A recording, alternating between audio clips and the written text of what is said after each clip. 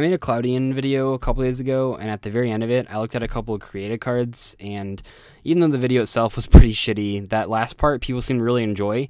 So I thought I would start, maybe, I don't want to promise anything, but I thought I would start a new series where I look at created cards that I find on the internet, and these come in all sort of flavors, as we'll discover if I do this video more. So there's like created cards that are, I mean, people made with like a website and they're pretty good and the text is fine, but they're like either really bad still or like super overpowered.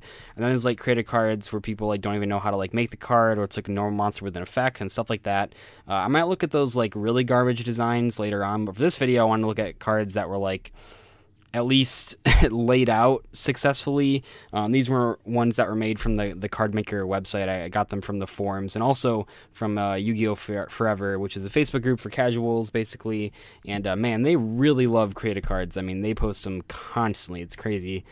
I don't know why, but it's whatever. So anyway, I have a couple that we're going to kind of analyze here and talk about if they're good or not. So the first one I can't fucking pronounce. I think it's Maybelle MOC. It's probably like something from a video game or whatever. Anyway, it's a continuing spell card. Neither player can special summon. So just right off the bat, it's infinite vanity's emptiness. So, okay. Negate the effects of all special summon monsters just in case they currently have something. And then the attack and defense of all special summon monsters becomes 0, and they cannot gain attack or defense. So far, they can't special summon. All special summon monsters are negated, and they don't have any attack points. And then you lose 1,000 life points during each of your standby phases. So that's the quote-unquote downside. If your opponent controls a special summon monster, this card's effects cannot be negated, and it cannot be destroyed. Which means that even if you like activate this and they currently have a board, they can't like just pop it with Trident, and it's like, that's pretty crazy. I guess you like chain it. I don't know how that really would work, because this card would have to be more clear. But so basically, this looks like a card that was made by someone that is playing barrier statues and hates the meta or something. I mean, this card is just so clearly made out of saltiness towards special summon decks. Like, I don't even know.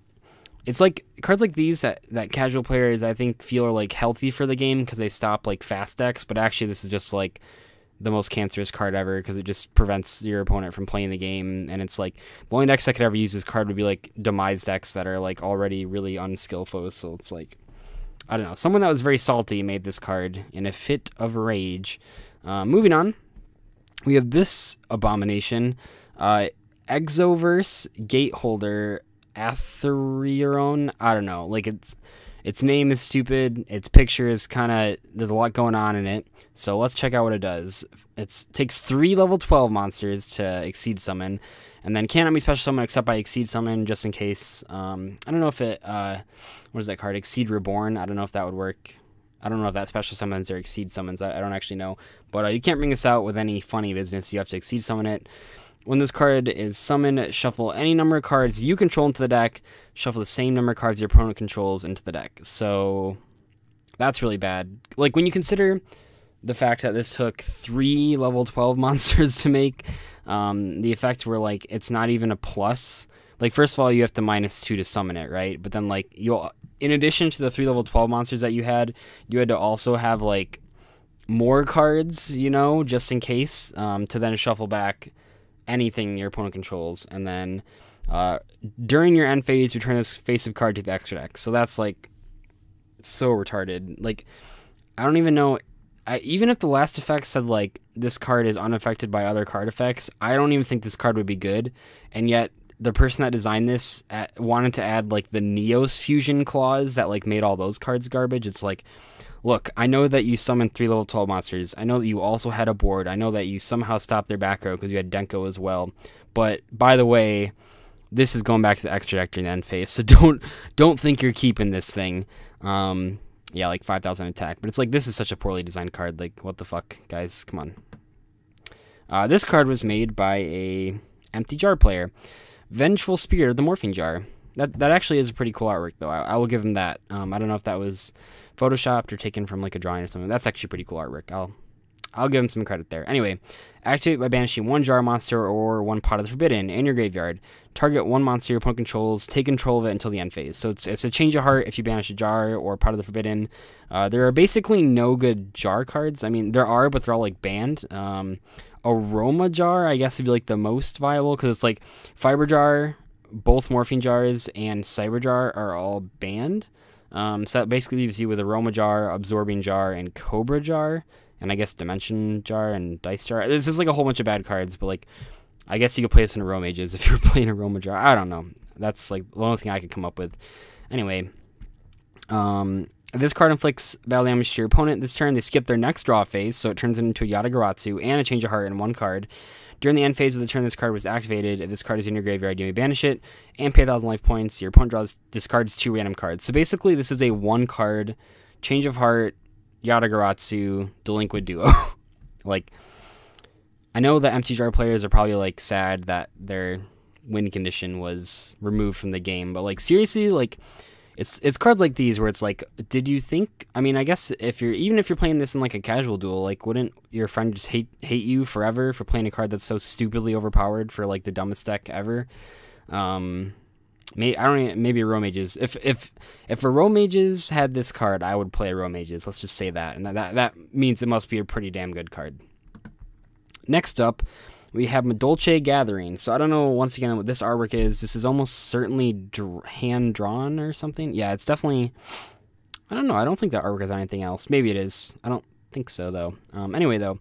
Cool artwork, lots of Madolches. But so during your main phase, you can normal summon one Madolche monster in addition to your normal summon a set.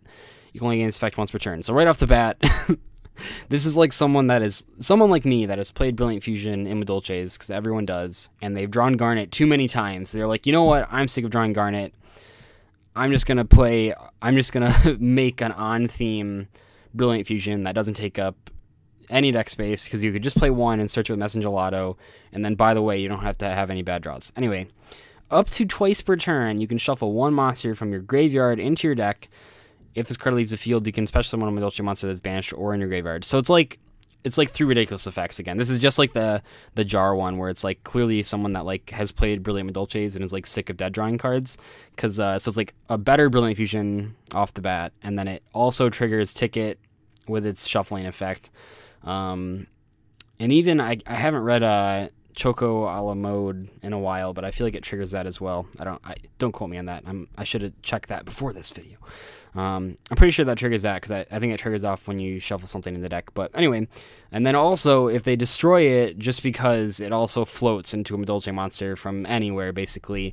So like, yeah, this would be like the most ridiculous Madolche card ever created. I don't even know. I guess you would still play Chateau if this card was out, but it's like, can you imagine having this next to like a Ticket? Like that's actually just stupid ridiculous. But also, I mean, any card that just gives you a Brilliant Fusion effect every turn without like having to draw the Garnet is pretty fucking good. So yeah, this card was created by a Madolche fan, and I would play it because it's broken. And yeah, we'll never get something this good, so don't wish for it, because it's never gonna happen. Next, we have generic fusion support. So once again, this is just like a card that's a strict upgrade of another card, but Spirit Polymerization, fusion summon one fusion monster from your extra deck using monsters from your hand or field as fusion materials. So that's just, once again, just like Polymerization. And then you can also banish a monster from your graveyard whose name is listed on the fusion monster you are fusion summoning, but the other fusion materials must be correct. You cannot attack except with fusion monsters during the turn you activate this card. I can't say for sure that this is like made specifically for Fluffles, but like obviously, I mean, this card would be crazy in Fluffles. So, like, it's good because unlike Fusion Substitute, it doesn't take up like your regular Polymerization slots, which is kind of bad because it means you can't search it. But I mean, this is just a generic, not once per turn Miracle Fusion, and the only restriction is that it prevents you from attacking with anything besides fusion monsters. So like obviously, this card would be like broken beyond belief in Fluffles. But I mean, any fusion deck really. I mean, this card's pretty cool. I don't know if you'd play. I guess Miracle Synchro Fusion would probably be better for Norden. But just any deck that's based around fusion summoning or has the potential to be based around fusion summoning, this card would just be ridiculous in. Because I mean, there's a reason that Miracle Fusion is not generic. I mean, we get cards like Fight for Fusion because if there was a Miracle Fusion for every fusion monster, it would be really unfair. So, yeah. Anyway, the last card has really long text, so I'll read it out loud again. Just go through it. So when this card is activated, you can add one Light Dragon or warrior type monster from your deck to your hand. So just off the bat, it's a field spell that you can search with terraforming. That's a better Rhoda.